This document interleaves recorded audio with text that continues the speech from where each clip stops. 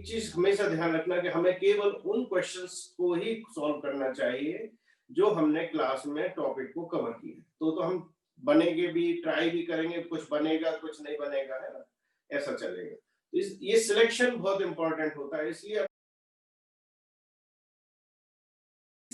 Type के case पर आपको कर लीव किया था और मैं यहीं से क्वेश्चन उठाऊंगा और आपको मौका दे रहा हूं कि आप इसका आंसर दें।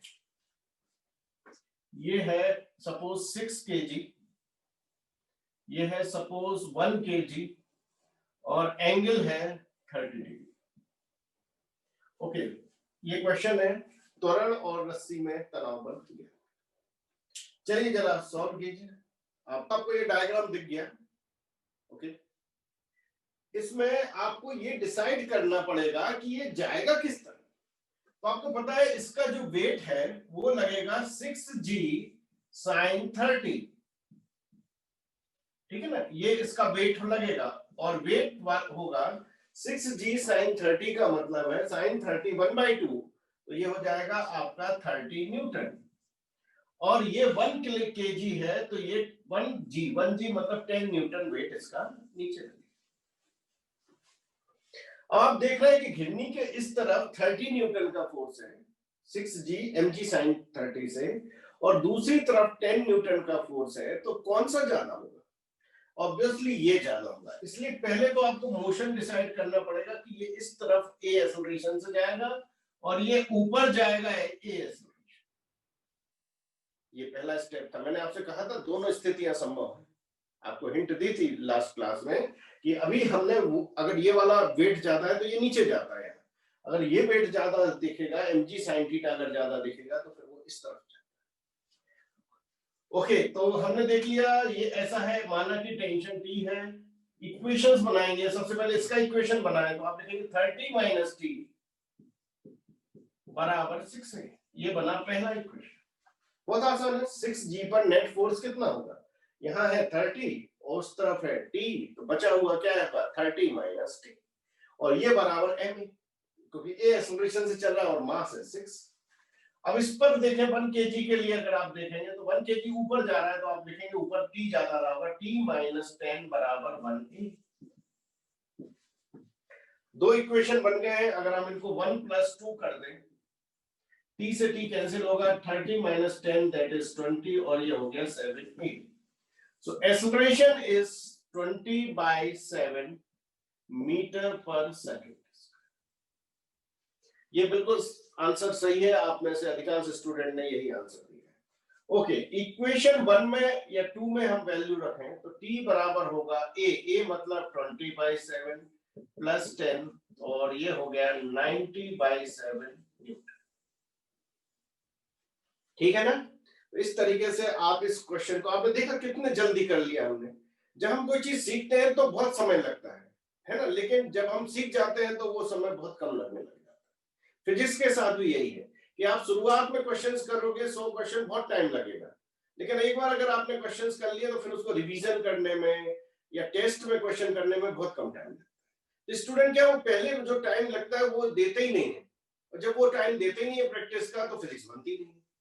तो सभी से अनुरोध है कि इस बात को देखें कि हमने जब भी किया था पूरा बोर्ड भर गया था, और अब हम जब इस क्वेश्चन को करने जा रहे हैं तो देखिए 2 स्टेप में सुनो।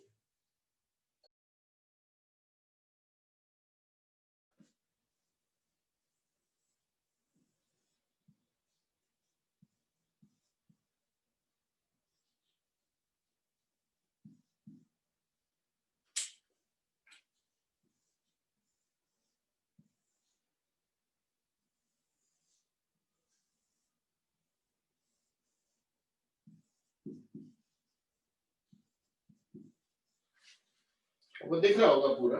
ये 4 kg का मास है और ये 2 kg का मास है और दोनों सरफेस इंक्लाइंड है। क्लियर? दोनों सरफेस क्या है? इंक्लाइंड है। आपको फिर वही बताना है A एंड T। देखो अब आपको पता है इसका जो वेट होगा वो होगा 4g sin 30। इतना वेट इसको नीचे खींचेगा। इसको अपन थोड़ा सा देख लें कि कितना होगा। 40 × 1/2 मतलब 20 न्यूटन। इस पर 4 mg sin थीटा इस पर नीचे की ओर लगेगा और इस पर लगेगा वेट 2g sin 30। अच्छा, ये एंगल सेम भी हो सकते हैं और अलग अलग भी हो सकते हैं ना, अभी मैंने सेम रख दिए हैं। तो 20 मतलब ये लगा 10 न्यूटन। ऑब्वियसली ये वाला हिस्सा इसको नीचे खींचेगा, तो ये एक्सेलरेशन ए, ये एक्सेलरेशन ए, टेंशन हुआ टी, एक ही स्ट्रिंग है, टेंशन टी होगा। अब हम इसका इक्वेशन बनाएंगे, तो हम लिखेंगे 20 माइनस टी बराबर कितना, 4a। 20 minus T, 20 minus T बराबर 4a। इसके लिए लिखेंगे 10 ज्यादा होगा कि टी ज्यादा होगा, ये ऊपर जा रहा है तो टी ज्यादा होगा, तो टी माइनस 10 बराबर 2a।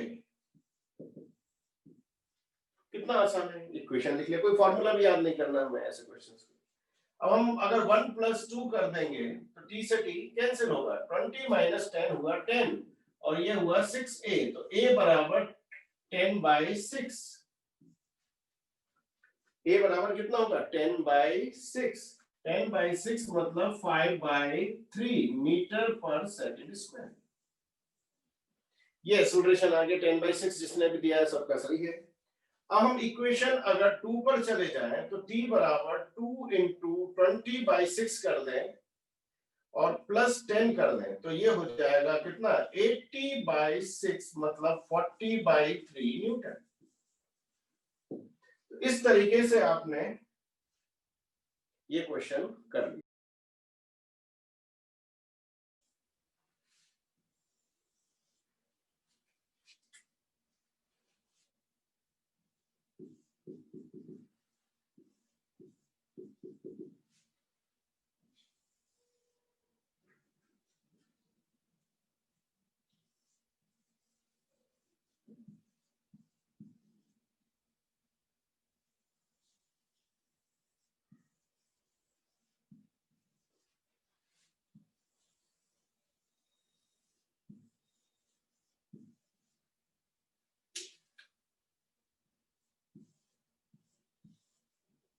क्वेश्चन है, इफ यदि निकाय साम्यावस्था में हो तो धागे द्वारा ऊर्ध्वाधर से बनाए गए कोण का मान होगा। ऑप्शन है 30 डिग्री, 45 डिग्री, 60 डिग्री और 15 डिग्री। ये पूरा निकाय साम्यावस्था में है, तो ये धागे के द्वारा ऊर्ध्वाधर से ये है ऊर्ध्वाधर से बनाए गए कोण का मान क्या हो। एक्चुअल में क्या है, ये क्वेश्चन को अभी हमने जो पढ़ा है वेक्टर का जो फॉर्मेट पढ़ा था उसी सबसे करना है। साम्यावस्था का मतलब क्या है, साम्यावस्था का मतलब है कि नेट फोर्स सभी तरफ 0 होना चाहिए, ठीक है ना। इस द्रव्यमान पर नेट फोर्स 0 होगा, किस पर, इस किसी भी सभी पर, कोई भी मूव नहीं कर रहे, इनको छोड़ दिया, ये कहीं नहीं जा रहे, तो साम्यावस्था है, तो इसका मतलब ये है। अब हम इसको बैलेंस करें तो देखो, इसमें टेंशन लगेगा ऊपर T और इसका mg लगेगा नीचे, ऐसे इसमें टेंशन लगेगा T ऊपर और mg लगेगा नीचे। अब जरा इस पर देखो कौन कौन से फोर्स, एक तो √2mg, ये वेट जो है वो नीचे लगेगा, हमने इसमें देखा mg नीचे T ऊपर, mg नीचे T ऊपर, इसमें देखें √2mg नीचे, लेकिन T ऊपर नहीं होगा। अब देखो T ये होगा T, तो T थीटा पर दो कंपोनेंट, T cos थीटा और इधर आ जाएगा T sin थीटा। ऐसे इस तरफ भी T के दो कंपोनेंट, थीटा के अलॉन्ग होगा T cos थीटा और इधर हो जाएगा T sin थीटा, और T sin थीटा एक दूसरे को क्या करेंगे, कैंसिल करेंगे। तो इस अगर ये साम्यावस्था में है तो T sin थीटा, T के दो कंपोनेंट करना पड़ेंगे। ये फोर्स है, ये बल है T थीटा के साथ T cos थीटा, तो T sin थीटा जो कंपोनेंट है वो कैंसिल करेगा और ऊपर की ओर T cos थीटा ऐड हो जाएगा, तो हम लिखेंगे 2T cos थीटा। ये किसके लिए है? ये कौन सा बल दिख रहा है हम अभी? ऊर्ध्वाधर बल। अगर हम ऊर्ध्वाधर बल को देखें तो ऊपर की ओर है 2t cos थीटा और नीचे है √2m। ठीक है ना, ये ऊर्ध्वाधर बल के लिए हमने देख लिया। ये हो गया इक्वेशन 1। अच्छा, इसमें प्रॉब्लम ये है कि t अननोन है और थीटा भी अननोन है। हमें थीटा निकालना है तो t को हटाना पड़ेगा। इसके लिए हम जाएंगे द्रव्यमान m पर। द्रव्यमान m पर ऊर्ध्वाधर बल ये था √2m द्रव्यमान पर, और अब हम द्रव्यमान m पर देखने जाएंगे। तो द्रव्यमान m पर भी नेट फोर्स 0 है, तो हम लिख सकते हैं T बराबर mg। भाई द्रव्यमान m भी तो मूव नहीं कर रहा है, तो इसका मतलब T ऊपर और mg नीचे बराबर रहे होंगे, तभी तो ये मूव नहीं कर पा रहा। तो T बराबर mg लिख दिया। ठीक है, क्या अब हम T को हटा सकते हैं? यहां से बिल्कुल हटा सकते हैं। अब इक्वेशन 1 से हमने t की वैल्यू लिखी, तो लिखा 2mg cos ऑफ थीटा बराबर √2mg। mg से mg चला गया तो cos थीटा बचा √2/2। अब आप इसको 1/√2 लिखें, तो 1/√2 cos थीटा, तो थीटा किसके लिए 1/√2 होता है? Obviously 45 degree. तो इस क्वेश्चन का सही आंसर 45 डिग्री। मेरे ख्याल से ये आपको बड़ा आसानी से समझ में आ गया होगा कि नेट फोर्स जीरो करना। मैं एक बार और रिपीट कर रहा हूं कि नेट फोर्स जीरो करना है सभी साम्यावस्था में। तो इसको देखो, mg नीचे t ऊपर। ठीक है, इसका मतलब t बराबर mg होगा। अब इस ये भी साम्यावस्था में, लेकिन t जो है वो थीटा कोण पर है, तो आपको दो कंपोनेंट करना पड़ेगा, t cos theta t sin theta. इसके भी दो t cos theta t sin theta एक दूसरे को क्या करेंगे? कैंसिल। ऊपर दोनों t cos थीटा एक ही डायरेक्शन में, इसलिए जुड़ जाएंगे, वेक्टर के अनुसार ये दोनों ऐड हो जाएंगे। तो हमने लिख दिया 2t cos थीटा। लेकिन ये 2t cos थीटा ने किसको कैंसिल किया हुआ है? इसके बाहर को √2mg को। तो ये इक्वेशन आ गया। बस अब t को यहां रिप्लेस किया तो थीटा 45 डिग्री आ गया। ओके, ये आपको आसानी से समझ में आ गया होगा। चलिए मैं एक बार और रिपीट कर देता हूं। देखो भाई, ये पूरा सिस्टम है और क्लियर कहा है कि ये पूरा जो है साम्यावस्था में। साम्यावस्था का मतलब होता है नेट फोर्स जीरो होगा हर मास पर। पूरे सिस्टम पर नेट फोर्स जीरो होगा, तो भाई बस इसी के आधार पर इस पर ये मूव नहीं कर रहा है। एक्सेलरेशन कितना? ये जीरो है भाई, ये जीरो है, नेट फोर्स जीरो है, तो इसका मतलब ऊपर जो टेंशन लगा है उसने इसके वेट को काउंटर किया है।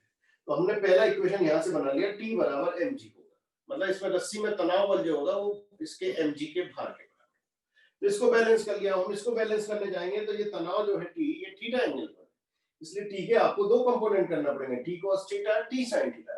इस तरफ की रस्सी के साथ भी यही किया। अब हुआ क्या? टी sin थीटा बल एक दूसरे के विपरीत है, तो आपको पता है वेक्टर के अनुसार दो विपरीत दिशा में लगेंगे तो वो जीरो कर देंगे। इन दोनों ने कैंसिल कर दिया। लेकिन इस डोरी का जो टी cos थीटा है वो ऊपर है, समान दिशा में होने पर ऐड कर दो आप, तो इसको लिखोगे 2t cos थीटा। तो ऊपर 2t cos थीटा और नीचे इसका भार है। भार कितना है? √2mg, क्योंकि इसका द्रव्यमान ही √2m। तो √2mg भार को 2t cos थीटा ने काउंटर किया, जिससे नेट फोर्स इसमें भी जीरो हो गया।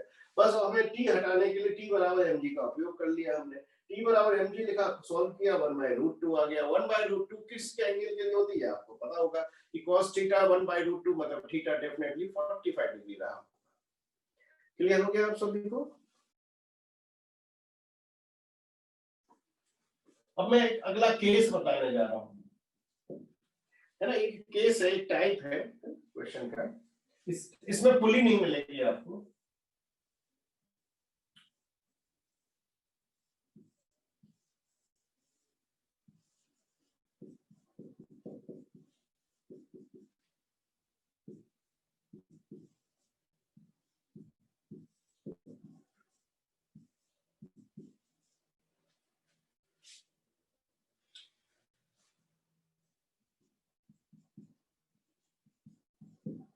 ओके, क्वेश्चन ये है कि निकाय को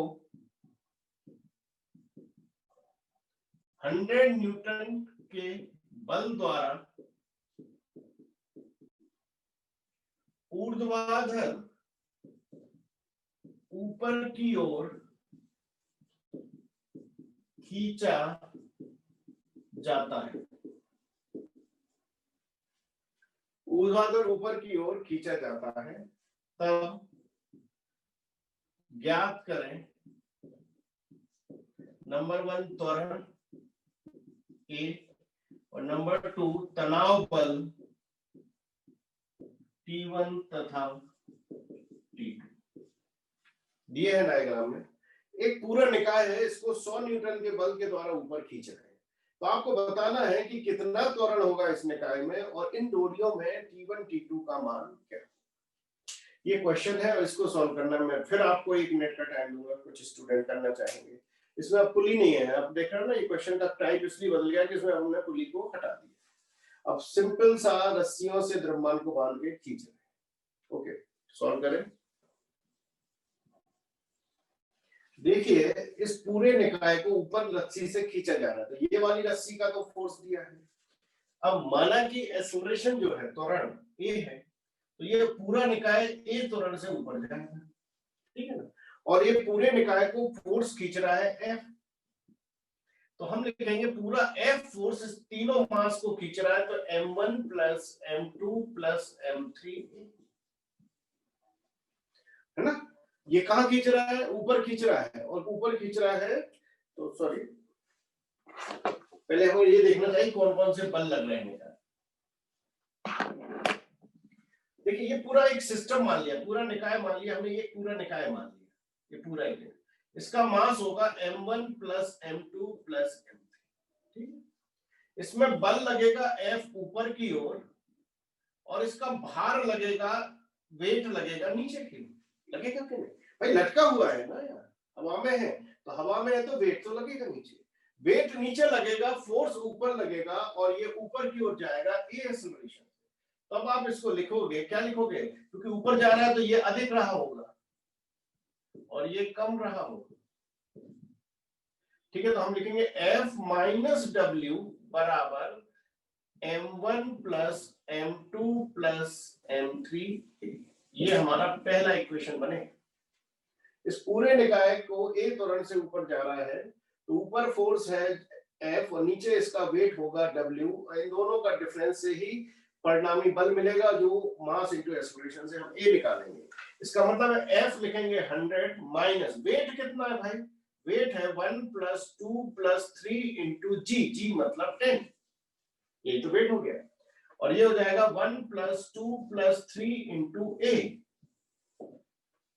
सो 100 माइनस ये हो जाएगा 5 और 1 60 और अपॉन ये कितना हो जाएगा 6 इक्वल्स टू ए, मतलब ए बराबर 40/6 मतलब 20/3 मीटर पर सेकेंड। तो ये एक्सेलरेशन आ गया आपका 20/3 मीटर पर सेकेंड स्क्वायर, ठीक है ना। अब हमें T1 और T2 निकालना है, क्या निकालना है, T1 और T2।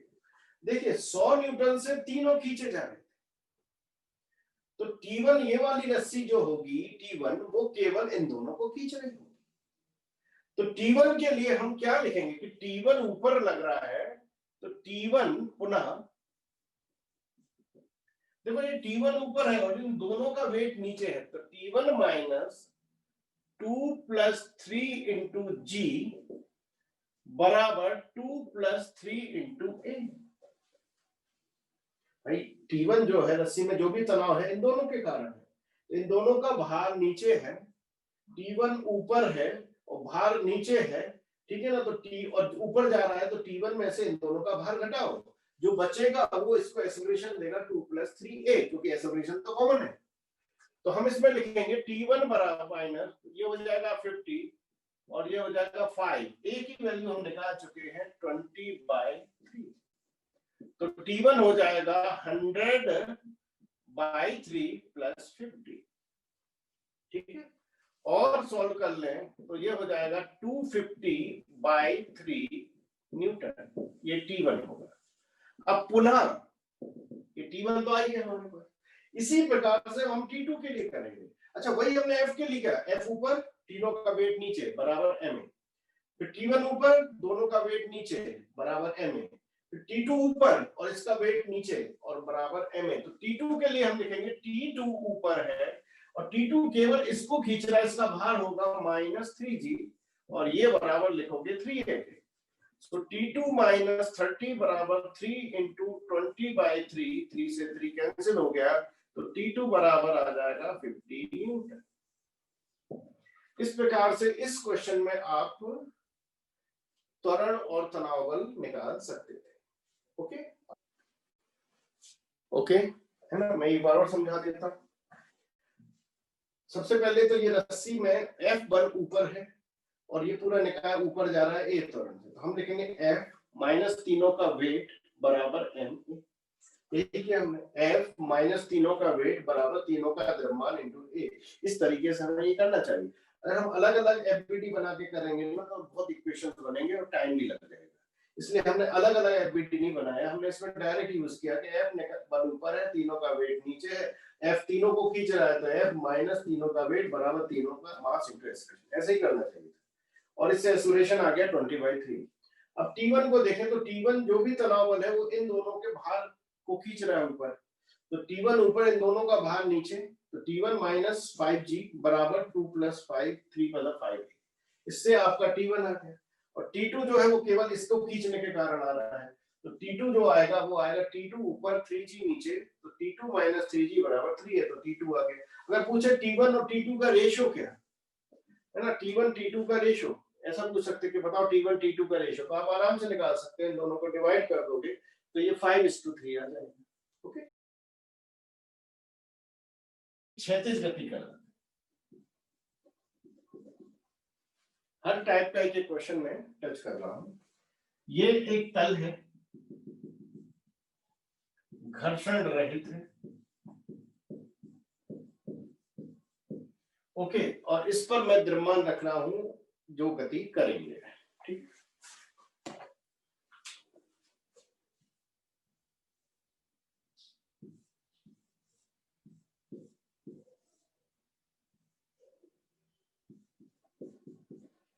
अच्छा, घर्षण रहित तल पर निकाय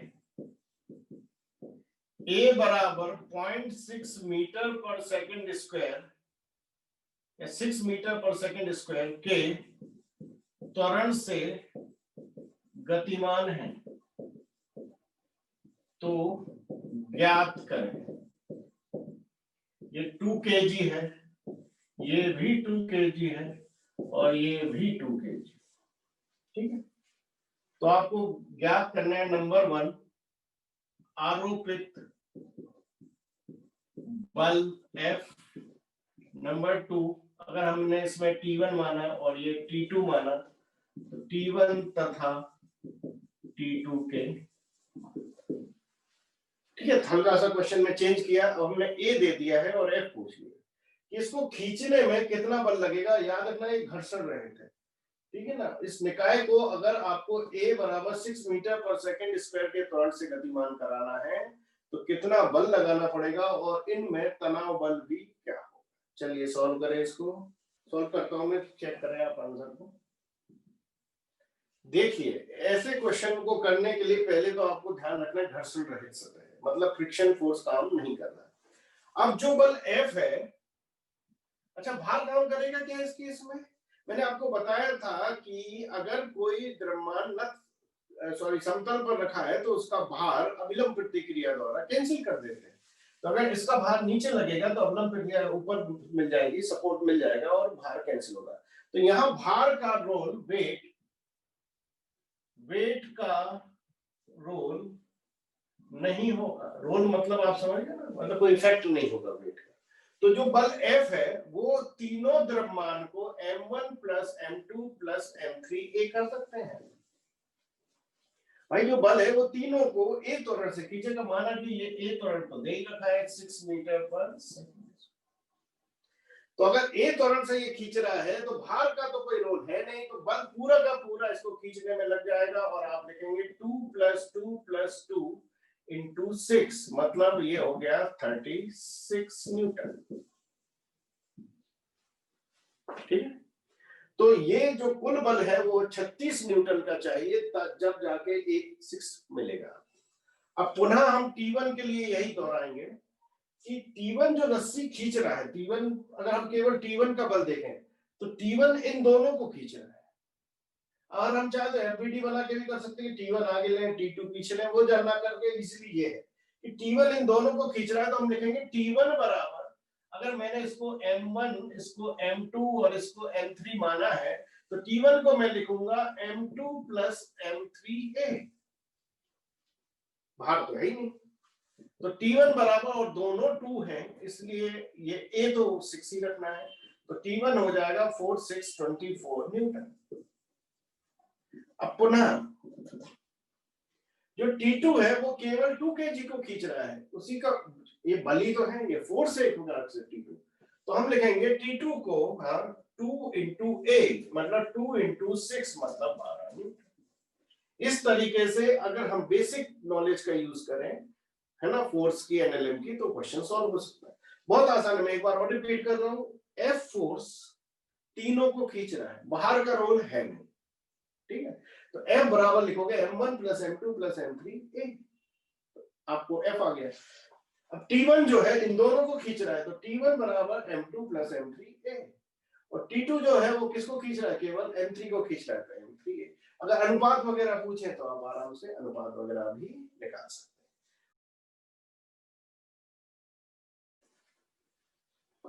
हम लिख रहे हैं कि दो ब्लॉक के मध्य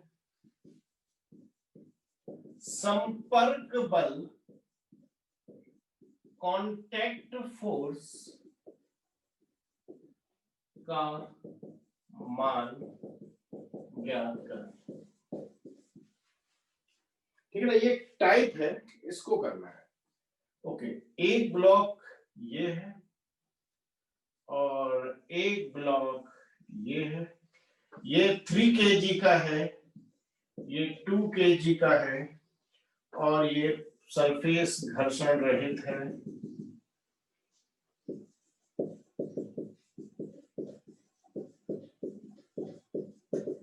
ये लिख दिया ताकि आपको कंफ्यूजन ना हो, और इस पर हम लगा रहे हैं बल F बराबर 10 न्यूटन। ओके, तो आपको ब्लॉक A और B के बीच जो संपर्क बल है, मतलब कांटेक्ट फोर्स, इन दोनों का आपस में यहां जो फोर्स लगा होगा उसकी वैल्यू आपको बताना है। तो दो ब्लॉकों के मध्य संपर्क बल का मान ज्ञात करें दिए गए चित्र में। मैं आपको 1 मिनट का टाइम दूंगा और देखते हैं कौन सही आंसर देता है। 4 न्यूटन दे रहे हैं, ठीक है। ओके, तो 4 न्यूटन इसका आंसर बिल्कुल सही है, लेकिन ये कैसे आएगा, कांटेक्ट फोर्स हम कैसे निकालेंगे? सबसे पहले हमें क्या करना पड़ेगा, पहला स्टेप जो रहता है इन क्वेश्चंस को करने का, ध्यान रखना, अगर फोर्स दिया है तो एक्सेलरेशन निकालो सिस्टम का, और एक्सेलरेशन दिया है तो फोर्स निकालो। तो यहाँ फोर्स दिया है तो त्वरण ज्ञात करने हैं। त्वरण A बराबर होगा फोर्स F जो भी लग रहा है, और दोनों मास को नीचे ऐड कर भाई, F बराबर M, तो A बराबर होगा F upon M1 plus. Okay, तो एक्सेलरेशन आएगा 10 अपॉन 3 प्लस 2 मतलब 2 मीटर पर सेकेंड। इसका जो एक्सेलरेशन मिला, मतलब ये दोनों जो पिंड हैं ये 10 न्यूटन के बल लगाने पर 2 मीटर पर सेकेंड के स्क्वायर के त्वरण से एक साथ गति करेंगे। ठीक है, अब आपने 10 न्यूटन का बल लगाया है और ये पूरे निकाय को इतने से चला दिया है, तो इस 10 में से कितना इसको चलाने में खर्च हो गया होगा? तो ये 2 किलोग्राम है और ये भी 2 से चल रहा है, तो आपको पता है ये 4 जो है 2 into 2 4, 4 न्यूटन बल केवल इसको चलाने में खर्च मतलब हो रहा है, या इसको धक्का दे रहा है। तो हमें वो बल चाहिए जो इसको धक्का दे रहा है 2 मीटर पर सेकंड, वो ऑब्वियसली 4 है। ये तो ऐसे थ्योरेटिकली पता चल गया, लेकिन आप स्टेप 2 से आप मैथमेटिकली निकाल सकते हैं। क्या करना, आप पहले तो इन दोनों को अलग कर दो।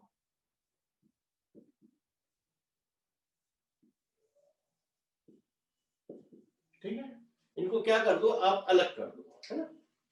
अब इसके बीच एक छड़ मान लो आप, रॉड, ये तरीका बता रहा हूं मैं सॉल्व करने का, इसको रॉड, छड़ है ये, छड़, रॉड, सॉलिड रॉड। मैंने रस्सी नहीं लगाई, रस्सी तो क्या मुड़ जाती है, रॉड क्या है, बेंड नहीं होगी। तो अपने इसको अलग करना है, संपर्क से अलग करना है, एक रॉड मानना। अब आपको पता है कि यहां बल लग रहा है F, ठीक है ना।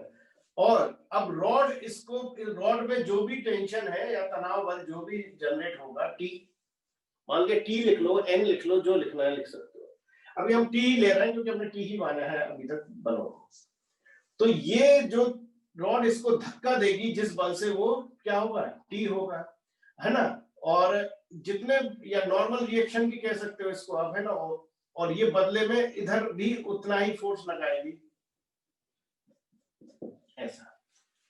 ये नॉर्मल रॉड क्या है, मुड़ेगी नहीं, तो रॉड क्या करेगी, इसको धक्का देगी, आगे जाएगा। कितने एक्सेलरेशन से भाई, एक्सेलरेशन दे दिया है, a बराबर 2 मीटर पर सेकंड। तो रॉड इसको धक्का देगी, तो यहीं से आपको मिल जाएगा, क्योंकि भार तो है नहीं, वेट कितना है, 0 है, तो n बराबर क्या लिखोगे, n बराबर 2 इंटू 2, तो n बराबर हो जाएगा 4 न्यूटन। ऐसे आपको थ्योरेटिकली फटाफट कर लेना पड़ेगा। यहाँ पर 10 न्यूटन है, सॉरी, यहाँ पर 10 न्यूटन है, तो 10 न्यूटन ने पूरे निकाय को चलाया, तो यहाँ बीच में एक रॉड लगा दी, तो रॉड इसको धक्का देगी, तो उसका बल मान लिया n। अब आपको पता वेट तो है नहीं, तो जो भी ताकत है वो 2 kg को 2 मीटर पर सेकंड स्क्वायर से चला रही है, तो इनका जो संपर्क का बल है वो होगा n बराबर 2a। अच्छा, एक ये तरीका है, और एक और तरीका है, अपन इससे भी निकाल लेते हैं। देखें इससे कैसे निकालोगे।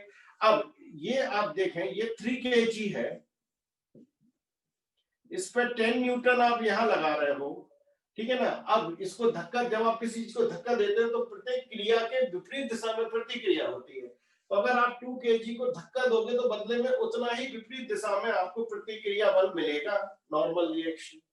तो ये 10 न्यूटन है, और जो भी नॉर्मल रिएक्शन है वो इधर मिल रहा है, और ये निकाय चल रहा है 2 मीटर पर सेकंड स्क्वायर से। तो आप क्या लिखोगे, इसको लिखोगे विपरीत दिशा है ना, तो 10 माइनस n बराबर 3 इंटू ए। 10 माइनस n बराबर 3 इंटू ए, या ऐसा कह लो f माइनस n बराबर n।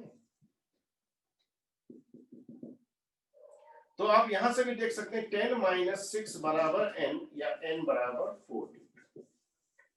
तो दो तरीके हैं, एक पहला तरीका और ये। कहीं से भी आप ऐसे क्वेश्चन को निकाल सकते हो, बहुत लेंथी नहीं है, बस ये हल्की सी ट्रिक समझना है इसको। ये 10 न्यूटन दोनों को ढकेल रहा है, तो यहां से 10 न्यूटन दोनों को ढकेल रहा है, एक्सेलरेशन निकाल लिया। देखो ये 3 किलोग्राम है, 3 इंटू 3 इंटू 2 कितना हो गया, 6। तो 6 न्यूटन तो इसको चलाने में खर्च हो गया, तो 10 में से 6 अगर यहाँ चला गया तो बचा हुआ 4 न्यूटन इसको धकेलने में खर्च होगा। या वैसे भी दे सकते हो 2 है और इंटू 2 करोगे तो 4 न्यूटन, तो इसका जो संपर्क बल होगा वो 4 न्यूटन होगा। जो क्षण में जो बल आएगा जिससे ये धक्का लग सके इस पर, वो 4 न्यूटन का होगा। ओके, मेरे ख्याल से ये टाइप बिल्कुल क्लियर होगा। अब मैं इसी टाइप में थोड़ा क्वेश्चन एक और बढ़ा रहा हूँ, एक मास और बढ़ा रहा हूँ। ओके, अब मैंने क्या किया है, क्वेश्चन को एक और मास लगा दिया। अब आपको दो संपर्क बल होंगे, माना कि इसके बीच संपर्क बल है N1 और इसके बीच संपर्क बल है N2। तो आपको संपर्क बलों का मान ज्ञात करना है, N1 और N2 के मान ज्ञात करना है। इस पूरे निकाय पर 100 न्यूटन का फोर्स लगाया जा रहा है, 5 kg, 3 kg और 2 kg पर। कॉन्सेप्ट वही है जो मैंने आपको दो मास के लिए बताया, और मैं चाहता हूं कि अब आप इसका आंसर बताएं। स्टेप 1 फिर से लिखेंगे हम सॉल्यूशन में। देखो भाई, ये जो भी है ये तीनों को धक्का दे रहा है ना, या खींच भी रहा होता है या धक्का दे रहा होता है, एक ही बात है ना। तो जो भी फोर्स है हम लिखेंगे F बराबर m नेट इंटू b। तो यहां से एक्सेलरेशन या त्वरण तो निकालना सबसे पहला काम बनता है। डायरेक्ट आप फोर्स निकालने जाओगे तो नहीं आएगा, ये ध्यान रखना, स्टेप 1 बहुत इंपॉर्टेंट है। तो A बराबर F बराबर 100 और टोटल मास है 5 + 3 + 2, तो ये हो गया 10 मीटर पर सेकंड। इतना त्वरण आ गया, पहला स्टेप क्लियर है। लोग स्टूडेंट पहला स्टेप त्वरण से उनको कोई लेना देना नहीं, सीधे सोचते हैं बल निकल आएगा, तो कहां से आ जाएगा यार, पता तो चलिए निकाय चल कैसे रहा है। ओके, अब हम क्या करें, इनको अलग अलग कर देते हैं। एक रॉड लगा देते हैं किसके बीच, इनके बीच। पहले अब कई तरीके हैं आपके पास, आपको पता है ये पूरा निकाय चल रहा है 10 मीटर पर सेकंड स्क्वायर से, है ना। और इसको चलाने के लिए आपको धक्का देना पड़ेगा, N1 कौन सा लिया हमने, N1। जितना धक्का दोगे उतने बदले में भी धक्का मिलेगा, N1। तो है ना, ये रॉड लगाई हमने, है ना, ये धागा नहीं लगाया, ये रॉड लगाना पड़ेगी आपको, अलग करके रॉड लगाओ, ये रॉड, ताकि ये दबे नहीं, है ना। तो ये रॉड इसको पुश करेगी, तो जितना बल उधर लगेगा उतना इधर लगेगा, है ना। अब यहाँ पर N1 है, तो और यहाँ बल कितना है 100 न्यूटन। ओके, तो मैं इक्वेशन लिखूंगा 100 माइनस N1 बराबर 5a, ये लिखूंगा, या N1 बराबर, N1 को यहाँ लाओ, या ऐसा लिखेंगे, या 100 माइनस 5 इंटू 10 बराबर N1, या 50 न्यूटन बराबर। इसका मतलब है कि N1 जो है A और B का, A तथा B का संपर्क बल जो है वो 50 न्यूटन का है। 100 न्यूटन में से 5 केजी को धक्का देने में 50 न्यूटन का फोर्स लग चुका है, तो 50 न्यूटन का लग गया, तो बचा कितना 50 न्यूटन, तो 50 न्यूटन इनको ट्रांसफर, ठीक है ना। वास्तव में ये जो फोर्स, ये दोनों को यहाँ 2 केजी भी रखना चाहिए था, इन दोनों को ऐसा था, ये 5 केजी, फिर मैंने यहाँ रॉड लगाई, तो ये हो गया कितना 3 और 2 दोनों संपर्क में है ना।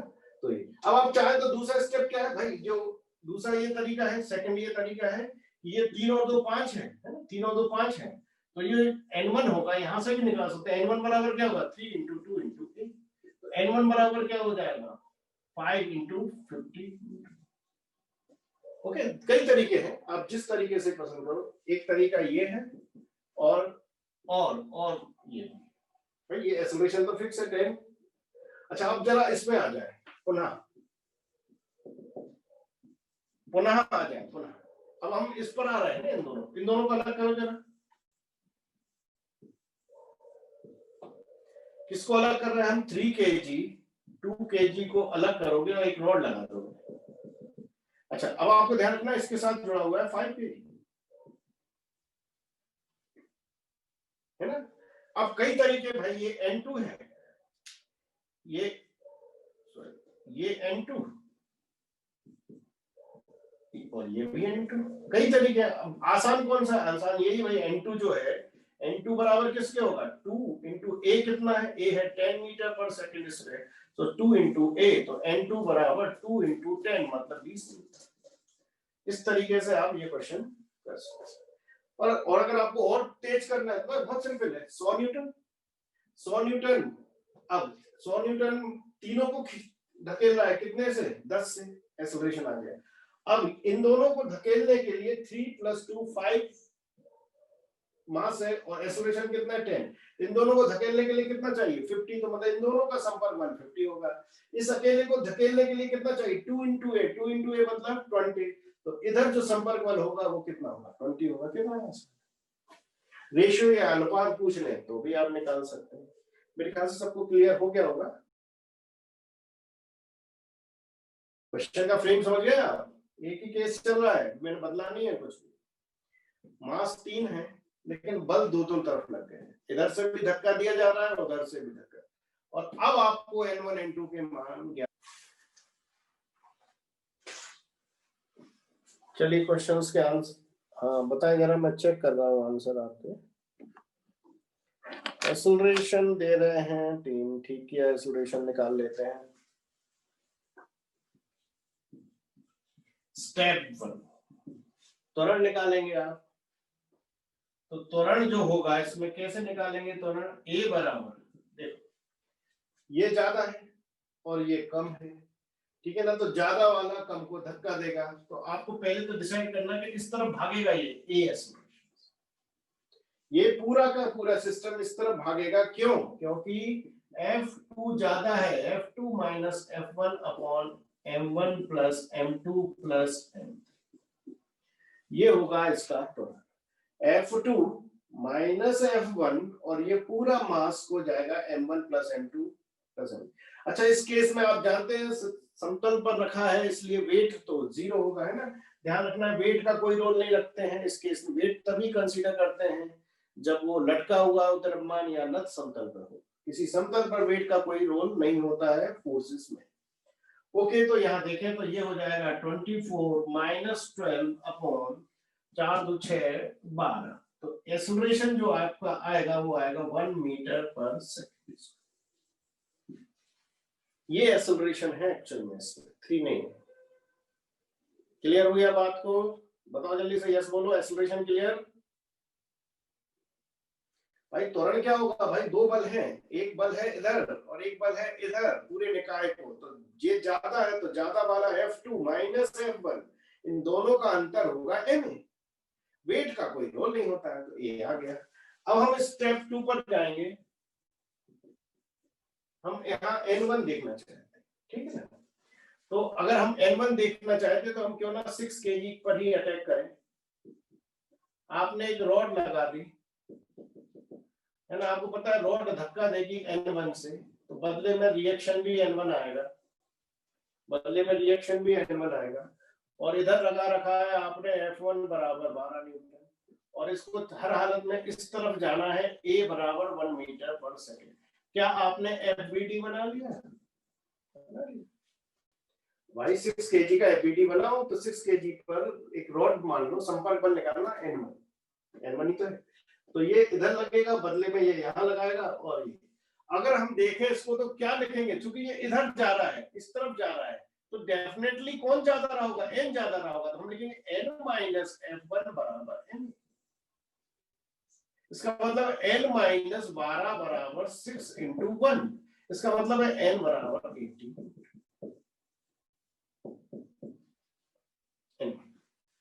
आपको बात समझ में आई क्या टेक्निक? इसलिए ये अब अपन ने केवल एफबीडी बनाना है 6 kg का, तो अगर आप 6 kg का एफबीडी बनाओगे तो 6 kg में 12 न्यूटन इधर लग रहा है, और जो भी इन दोनों के कारण जो भी अभिलंब प्रतिक्रिया होगी वो विपरीत दिशा में, क्योंकि उतना ही धक्का है ना, तो ये अंदर और ये बाहर। ओके, अब चूंकि ये पूरा द्रव्यमान इस तरफ जा रहा है, तो डेफिनेटली ये जो N1 है ये ज्यादा रहा होगा और ये कम रहा होगा, हम ज्यादा में से कम को घटा देंगे, तो हम लिखेंगे N1 माइनस F1, इन दोनों का अंतर ही Ma के बराबर होगा। ओके, तो ये N1 आ गया पुनः। अब हम किस पर अटैक करें? हम अब किस पर अटैक करना चाहेंगे? क्यों 4 kg पे कर देते हैं, वैसे 4 kg से भी आ जाएगा N2 और 2 kg से भी आ जाएगा, क्यों ना 2 kg पर ही अटैक करते हैं, 4 kg से भी निकाल लेंगे हम। अभी हम 2 kg पर जाते हैं, पुनः 2 kg, तो 2 kg का FBD बना रहे हैं हम। 2 kg कहां भाग रहा है? इधर भाग रहा है, A बराबर 1 मीटर पर सेकेंड। जरा देखें, यहां लग रहा है इस पर F2 जो कि है 24 न्यूटन का, एक बल तो क्लियर है। अच्छा, अब जब आप रॉड लगाओगे, ये रॉड लगा दिया, ये आपने संपर्क बल लगाया, तो ये इसको धक्का देगा, तो इधर देगा N2, बदले में नॉर्मल रिएक्शन मिलेगी N2, बाहर भी धक्का देगा और इधर भी मिलेगा ना। जब आप किसी दीवार को धक्का दोगे तो आपने N2 लगाया, तो बदले में उसने भी तो N2 लगाया, है ना। अब प्रतिक्रिया के बराबर प्रतिक्रिया होती है, इस सिद्धांत का हमें यूज करना है। और ये जा रहा है यहाँ, तो कौन अधिक होगा? ये अधिक होगा, ये कम होगा। जैसे यहाँ पर ये अधिक था और ये कम था। ये कैसे डिसाइड किया मैंने? भाई इसके गति की दिशा से, क्योंकि 24 न्यूटन ज्यादा था तो इसने यहाँ फेंका इसको। ओके, अब हम इसमें लिखेंगे ये चूंकि कम है और ये अधिक है, तो हम लिखेंगे अगेन, कौन उल्टा लिख दिया मैंने, ये चूंकि ये यहाँ जा रहा है तो ये ज्यादा होगा, उल्टा लिख दिया मैंने, ये कम होगा और ये अधिक। अरे भाई ये यहाँ जा रहा है तो ये ज्यादा रहा होगा, तभी तो यहाँ जा रहा है। ओके, तो अब अभिलंब प्रतिक्रिया तो यही मिलना है ना, इसके लिए नॉर्मल रिएक्शन ये लेना है, इसके वजह से इसको यहाँ धक्का मिल रहा है N2, ये हटा दो, कोई मतलब नहीं है। ओके, तो हम लिखेंगे इसमें F2 माइनस N2 बराबर है में, F2 है 24, N2 निकालना है, मास है 2 और A है 1, तो जो N2 आएगा वो आएगा 22 न्यूटन। 24 में से 2 माइनस करोगे तो 22 न्यूटन, बिल्कुल सही। अब पुनः करते हैं, इससे भी निकाल के देखते हैं 4 kg से, देखना 4 kg से कैसे आता है। अब 4 kg का एफबीडी बना के देख 4 kg पर इस तरफ लग रहा है N1 और इस तरफ लग रहा है N2, और ये चल रहा है ऐसा, A बराबर 1 मीटर, और तो कोई बल नहीं भैया, बीच में फंसा हुआ है, इन दोनों का संपर्क बल है N1, इन दोनों का है N2, तो इस पर N1 इधर, इसके कारण अभिलंब प्रतिक्रिया इधर, इसके कारण अभिलंब प्रतिक्रिया इधर, तो n1 n2 दोनों है। अब अधिक कौन है, क्योंकि ये यहाँ जा रहा है तो ये अधिक होगा और ये कम होगा, और आप लिखोगे n2 माइनस n1 बराबर m। ठीक है ना। अब आपको n1 पहले निकाल चुके हो आप, कोई एक तो पता है n1, तो n1 निकाल चुके, तो n2 माइनस n1 है 18 और ये हो गया 4 इंटू 1, तो n2 बराबर हो जाएगा 22। तो आपने दोनों तरीके से, यहां से भी निकल आया वही 22 न्यूटन। अगर आप 4 केजी के साथ ढंग से आप एफबीडी बना के सॉल्व करते तो भी 22 न्यूटन। ओके, तो ये टिपिकल टाइप था एक्सट्रीम। अगर मैं सोचिए पहली बार में जब मैंने 2 मार्क्स के क्वेश्चन कराए थे उस समय ही ये पटक देता क्वेश्चन, तो आपका क्या होता। तो मैंने आपको एक एक सीढ़ी चढ़ के मंजिल तक पहुंचाया। ठीक है ना। इसमें थोड़ा वक्त लगता है लेकिन स्टूडेंट्स मंजिल तक पहुंच जाते हैं। अगर मैं पहला क्वेश्चन ये देता तो आप सोचिए क्या होगा, आपको समझ में नहीं आता कि क्या हुआ और क्यों हुआ। तो ये थोड़ा सा समय लगता है, लेकिन बच्चा इस तरीके से पढ़ाने पर वो सीख जाता है, अगर आप स्टेप बाय स्टेप उसको ऊपर लेके जाओ। तो हमने जो आज पढ़ा है, कई स्टूडेंट उसको अच्छे ढंग से समझ चुके होंगे, और आप और प्रैक्टिस करोगे तो बहुत अच्छे तरीके से। अब आपका कोई क्वेश्चन बच नहीं सकता। आप मॉड्यूल का क्वेश्चन लगा लो, किसी भी एग्जाम का क्वेश्चन लगा लो, कोई क्वेश्चन आपसे बच के नहीं जाएगा। संपर्क सतह आप लिख के रख लो एग्जाम में अगर आ गए, है ना। ओके, तो बड़ा अच्छा आप लोग रिस्पॉन्स दे रहे हो।